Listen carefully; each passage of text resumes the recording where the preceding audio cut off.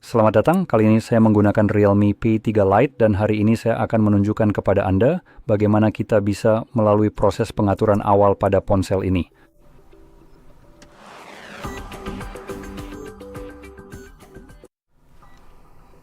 Jadi ketika Anda menyalakannya untuk pertama kali, Anda akan melihat layar yang sama seperti yang saya tampilkan di sini, dan di sini kita hanya perlu klik panah lalu cari bahasa yang Anda inginkan. Saya akan memilih bahasa Inggris, tapi misalnya Anda ingin memilih Australia, silakan. Selanjutnya, kita bisa lanjut ke halaman berikutnya dan pilih wilayah kita. Sekarang, saya sarankan untuk mengubah wilayah Anda ke salah satu yang berbasis di Uni Eropa, bahkan jika Anda tidak berada di sana, karena jika saya benar, meskipun saya belum benar-benar mencobanya karena saat ini belum ada yang bisa diuji, ini akan memaksa perusahaan untuk mematuhi hukum Uni Eropa sebagai contoh. Jika perusahaan seperti Apple dipaksa untuk mematuhi aturan Uni Eropa dengan membuka ekosistem mereka untuk toko alternatif lain, sehingga Anda tidak hanya dipaksa menggunakan App Store dari Apple, mereka jelas hanya akan mematuhi aturan itu di Eropa. Mereka sudah pasti tidak akan melepaskan cengkeraman kuat mereka di Amerika Serikat. Anda akan terus dirugikan karena mereka perlu mendapatkan miliaran dolar per tahun dengan cara apapun. Jadi, dengan memilih bahwa Anda berasal dari Eropa seperti Polandia, secara teori itu akan memaksa mereka untuk mengizinkan Anda menggunakan toko pihak ketiga, yang jelas memberikan Anda kendali atas dari mana Anda mengunduh aplikasi, berapa besar komisi, dan hal-hal semacam itu. Jika ada toko yang menawarkan penawaran lebih baik daripada App Store, Anda bisa menggunakan toko tersebut. Dan tentu saja, hak-hak konsumen apapun yang terkait dengan sistem itu juga harus mereka patuhi. Jadi, saya akan memilih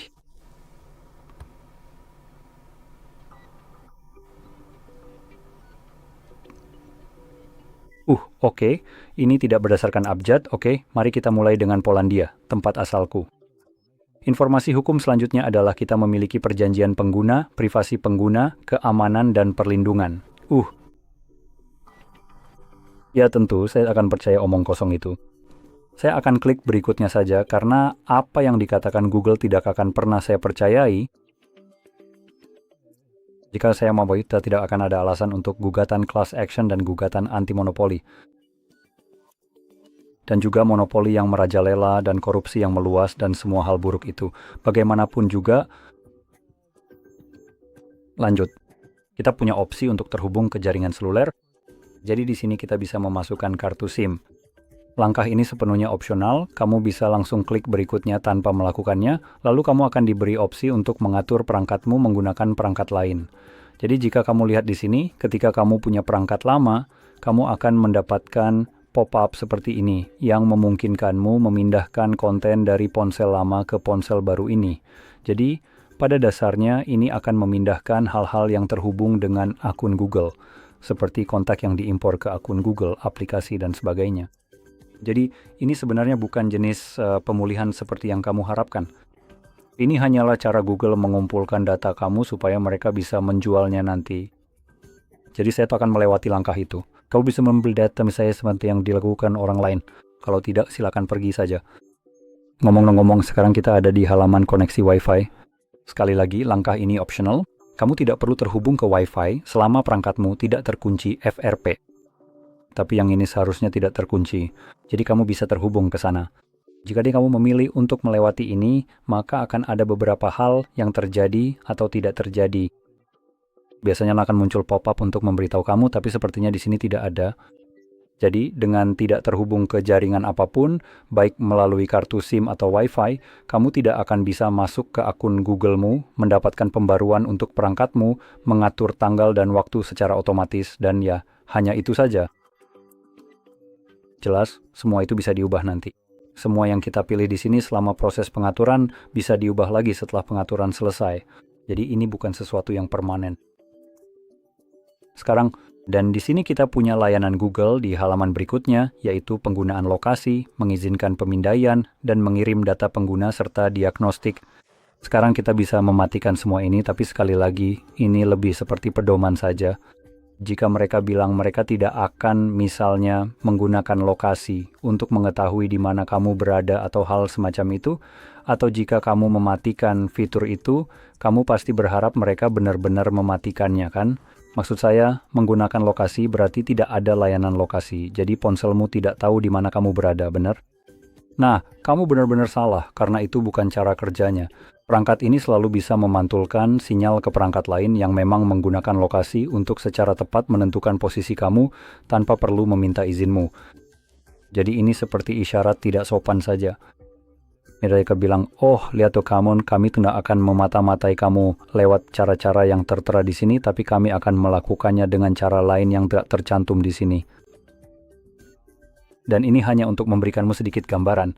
Jika menyalakan mode pesawat yang seharusnya mematikan segalanya, Wi-Fi, data seluler, konektivitas seluler, dan hal-hal lain semacam itu berarti perangkat ini seharusnya benar-benar tidak aktif. Lalu, mengapa orang-orang yang menggunakan ini untuk tujuan jahat tetap bisa ditemukan hanya berdasarkan ponsel mereka? Seharusnya mereka tidak bisa ditemukan menurut logika ini.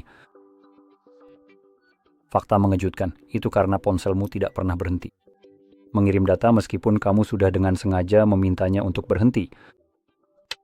Jadi kita bisa abaikan ini karena sama sekali tidak berarti apa-apa. Apapun yang dikatakan Google biasanya juga sama sekali tidak berarti apa-apa. Selanjutnya, kita punya metode membuka kunci seperti sidik jari, pengenalan wajah, atau kata sandi. Sekarang kata sandi akan mencakup 3 metode berbeda, PIN, pola, atau kata sandi. Jadi kamu bisa memilih yang mana saja yang kamu inginkan. Sekarang, jika kamu berencana menggunakan salah satu dari 2 metode pertama seperti pengenalan wajah atau sidik jari, kamu tetap akan diminta untuk memilih PIN, pola, atau kata sandi. Alasannya adalah karena kedua metode ini menggunakan biometrik dan biometrik tidak 100% dapat diandalkan.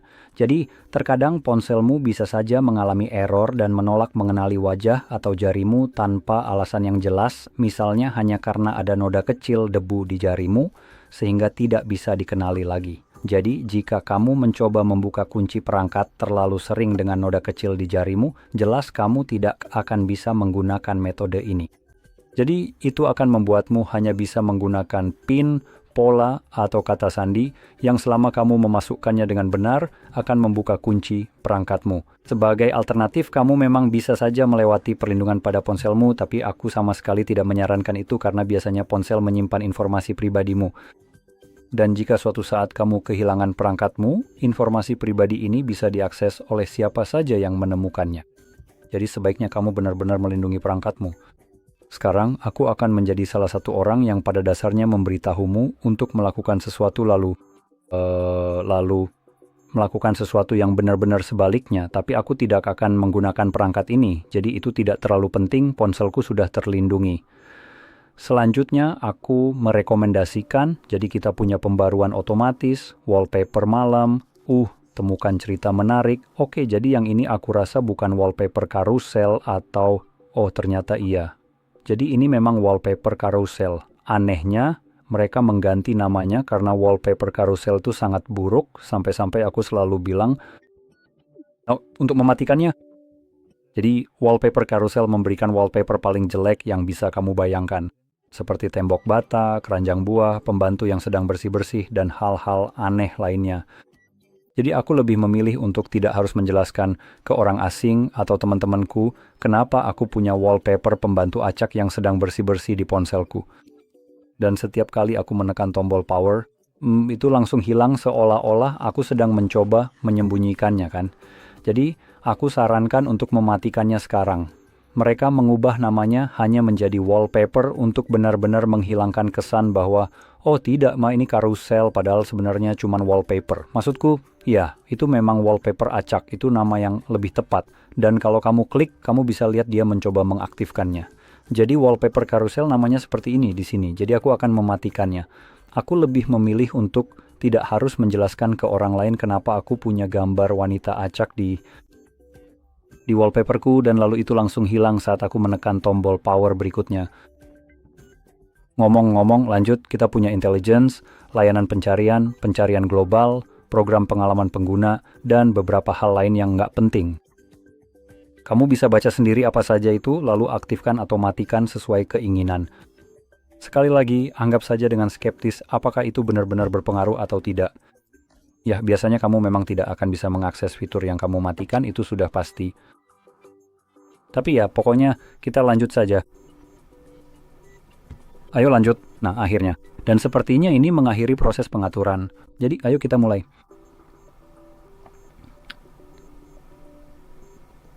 Sekarang, buat yang belum tahu, wallpaper carousel hanya berfungsi di layar kunci kamu.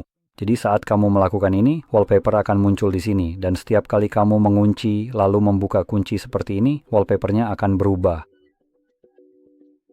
Tapi bagaimanapun juga, semoga ini sangat membantu, dan jika iya, jangan lupa untuk tekan like, subscribe, dan terima kasih sudah menonton.